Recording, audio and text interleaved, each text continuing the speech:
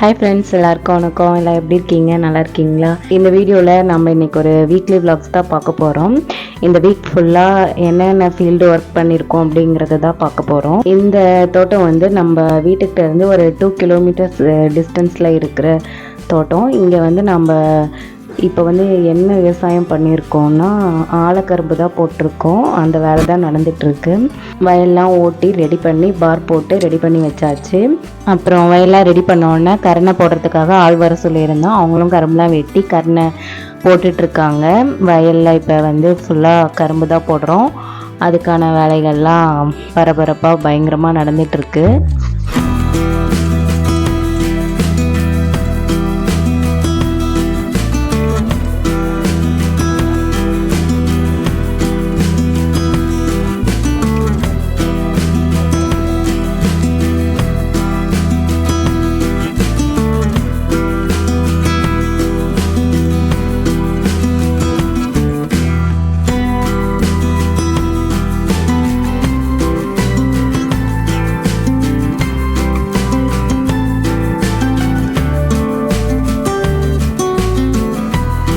அப்புறம் இதில் வந்து நாங்கள் செய்கிற வேலைன்னு எதுவும் இல்லை, எல்லாமே வந்து அவங்களே பண்ணிக்குவாங்க.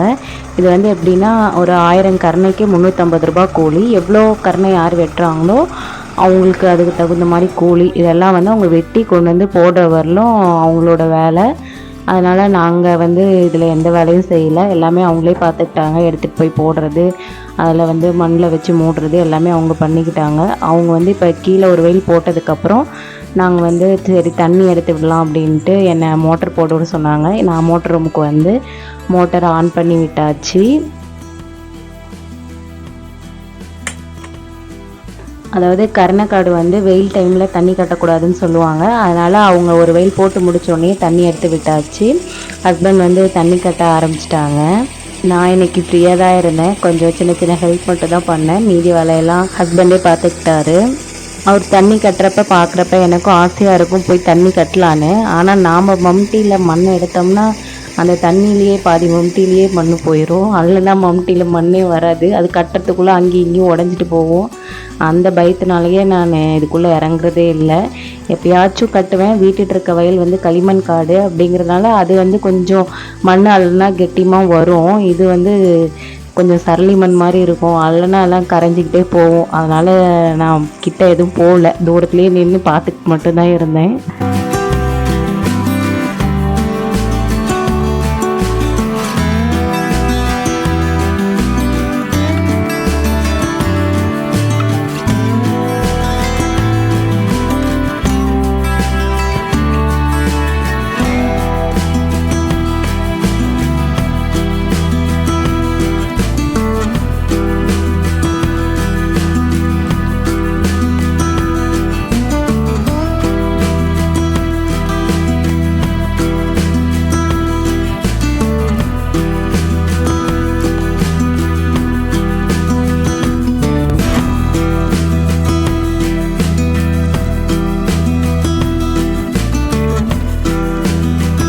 இங்கே வேலை முடிக்கவே 3 நாள் ஆகிடுச்சு. ஏன்னா இந்த வேலை வந்து வெயிலில் செய்ய முடியாது. காலையில் நேரமாக 6 மணிக்கெலாம் வந்துடுவாங்க.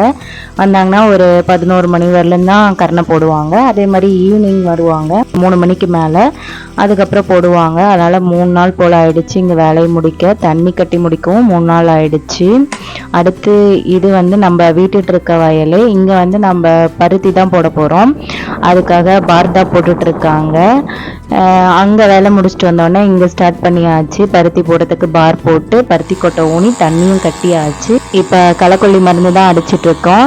களைக்கொல்லி மருந்து வந்து தண்ணி கட்டி ஒரு 3 நாளைக்குள்ளே அடிச்சிடணும். அதுக்கு மேலே அடித்தா அந்த மருந்து வந்து கேட்காது. அதனால் தண்ணி கட்டி அடுத்த நாளே வர சொல்லி மருந்து அடித்தாச்சு.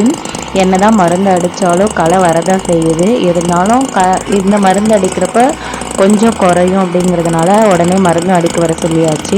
இன்றைக்கி எனக்கு கொஞ்சம் ஃபுல் வேலை, பெண்டை கழட்டிச்சு குடத்தை தூக்கி தூக்கி குடம் மருந்துன்னு. அவர் இருந்தால் கொஞ்சம் எனக்கு வேலை கம்மியாக இருந்திருக்கும். அவரும் வந்து அங்கே தண்ணி கட்ட போயிட்டார் அந்த வயலுக்கு.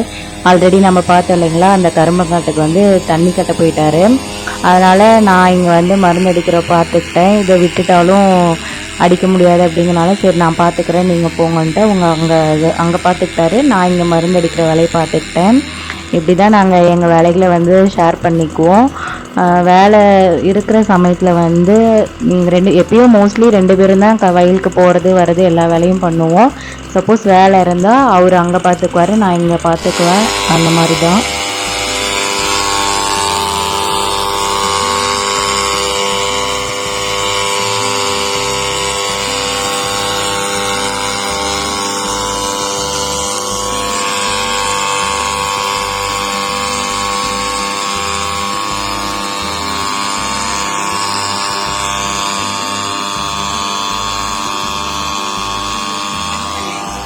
ஒரு வழியாக மருந்தடித்து முடிச்சாச்சுங்க. இந்த வயல் வேலைகள் எல்லாமே கொஞ்சம் கஷ்டம்தான். ஆனால் அது வந்து கொஞ்சம் இஷ்டப்பட்டு கண்டினியூஸாக செஞ்சிட்ருக்கப்ப அது பெரிய கஷ்டமாக தெரியாது. கொஞ்சம் பிரேக் விட்டு செய்கிறப்ப கஷ்டமாக தான் இருக்குது. ஏன்னா இப்போ இதுக்கு முன்னாடி வந்து நாங்கள் நெல் தான் நட்டுருந்தோம். அப்போ வந்து நெல் போட்டிருந்தோம்னா அதிகம் வேலை இருக்காது. அதில் வந்து என்ன தண்ணி கட்டுற வேலை, களை பிடுங்கிறது, இது மட்டும்தான், அதிகம் வேலை வராது. இதில் பருத்தி வந்து ஒரு வழி பாடாப்படுத்திடும். பருத்தி எடுத்து முடிக்கிறதுக்குள்ளே ஒரு வழி ஆயிடணும். ஏன்னா அது ஒரு 2 மந்த்து கண்டினியூஸ் வேலையாக இருக்கும். இதுக்கு மேலே பாருங்கள் இன்னும் வேலை எப்படி இருக்குன்ட்டு. களை வெட்டுறது, உப்பு வைக்கிறது, மருந்து அடிக்கிறதுன்னு கண்டினியூஸாக வேலை இருந்துக்கிட்டே தான் இருக்கும். அதுவும் பருத்தி வெடிக்கிற சமயத்தில் பயங்கர வேலை வாங்கும். இப்போ நான் காமிச்ச ஏரியா ஃபுல்லாக இனிமேல் பருத்தியாக தான் இருக்கும். அதையும் உங்களுக்கு நான் காமிக்கிறேன். அப்புறம் இது வந்து மக்காச்சோளம் வந்து விதை கொஞ்சம் வீட்டில் இருந்தது.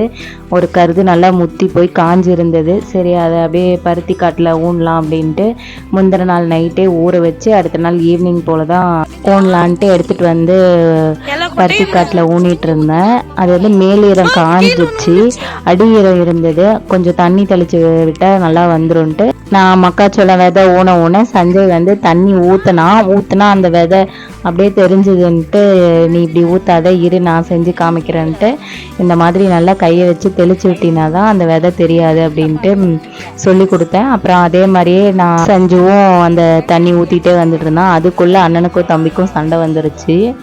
தண்ணி நீ மட்டும் தான் ஊற்றுவியா, நானும் ஊற்றுவேன் அப்படின்னு கேட்டுட்டு இருந்தான். அவன் முடியாது நான் தான் ஊற்றுவேன்ட்டு சண்டை. அப்புறம் சஞ்சு அதே மாதிரி கை வச்சு ஒன்றா ஊற்றிக்கிட்டு இருந்தான். அதுவே ஒரு 2 மணி நேரம் போல் ஆயிடுச்சு. வீட்டுட்டு இருக்க வயலில் மட்டும்தான் ஊன்னா. ஏன்னா இந்த மக்காச்சோளத்துக்கு கிளி குருவி எல்லாம் நிறைய வரும். அது வந்து நம்ம தூரத்தில் இருந்தால் அதை முடுக்க முடியாது, பக்கமாக இருந்தால் அதை முடுக்கி விடலாம் அப்படின்ட்டு தான். இல்லைனா அது எல்லா கருதையும் கிளி எல்லாமே சுத்தமாக தின்றும். அதனால் வீட்டுக்கு பக்கத்தில் இருக்க வயல்லே ஊனியாச்சு. சரி ஏதோ நம்ம வீட்டு செலவுக்கு ஏதோ ஆசைக்கு 2 கருது சாப்பிட்லாம். சஞ்சய்க்கு ஸ்ரீக்கு ரொம்ப பிடிக்கும். அதனால தான் இவ்வளோ மெனக்கெட்டு ஊனிகிட்டு இருக்கேன். ஊனி அதுக்கு தண்ணி ஊற்றிக்கிட்டு இருந்தோம். அப்புறம் மக்காச்சோளம் மட்டும் இல்லை, நிறைய காய் விதைகள்லாம் ஊனியிருக்கேன். அதெல்லாம் வந்ததுக்கப்புறம் என்னென்ன காயெலாம் போட்டிருக்கிறேன்னு சொல்கிறேன். பருத்தி சீசன் அப்போ காய்கறிகள்லாம் அதிக கடையில் வாங்கவே மாட்டோம். ஏன்னா அந்த வரப்போகிறதுலேயே நிறைய கொடி செடியெலாம் போட்டிருக்கோம். அதனால் வந்து காய்கறிகள் அந்த டைமில் வாங்குகிற செலவு அதிகம் இருக்காது. இந்த வீடியோ வந்து போன வீக் எடுத்த விளாக். எனக்கு வீடியோ எடிட் பண்ண டைமே கிடைக்கல. கொஞ்சம் வயலில் வீட்டில் வேலை, அதனால் டைம் கிடைக்கிற கேப்பில் கொஞ்சம் எடிட் பண்ணி வச்சுட்டேன். இந்த வீக் சண்டே தான் இதுக்கு வாய்ஸ் ஓவரே கொடுத்தேன். இந்த வீக் எடுத்த விளாகும் இருக்குது. அதுவும் சீக்கிரம் போஸ்ட் பண்ணிடுறேன்.